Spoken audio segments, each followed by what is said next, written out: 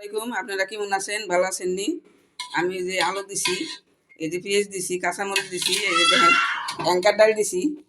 Anchor ডাল দিয়ে আজকে আমি যে রান্ধুম, এই যে গরুর গোস রান্ধুম।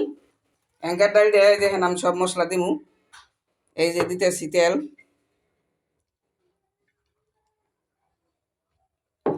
দিলাম তেল। এই যে এখন দিমু আদা বাটা,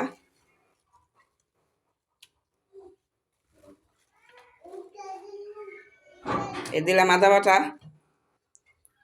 এখন দিমু ফাঁকি মশলা, ধনিয়ারি মিশাই নে, হলুদ ধনিয়া মরিচ একসাথে মিশাই নে, এটি দিয়ে দিলাম।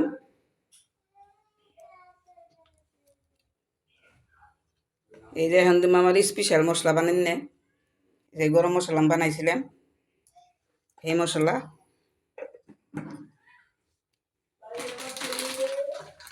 এখন দিমু লবণ, দিয়ে দিলাম লবণ। আর দিব এই যে গরম মশলা,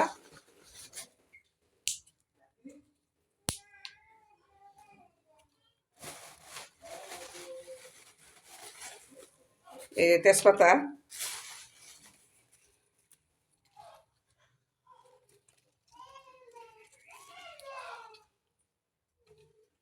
তো সাথে থাকে। আমি এই যে মাহামু, মাহাইয়ে একবার হাতে মাহাই তারপরে দিয়ে দিমু চুলে, একবারে বহাই দিমু। বাইরে বৃষ্টি পরে আমার চুলে ভিজে গেছে গা, এই গাছকে গ্যাসে চড়াইলাম। আপনারা সবাই সাথে থাকেন, দেখেন। বুটের ডাল দিয়ে তো সবাই খায়, বুটের ডাল দিয়ে আমরাও খাইছি। আজকে দিলাম অ্যাঙ্কার ডাল দিয়ে, গরুর গোস্ত দিয়ে।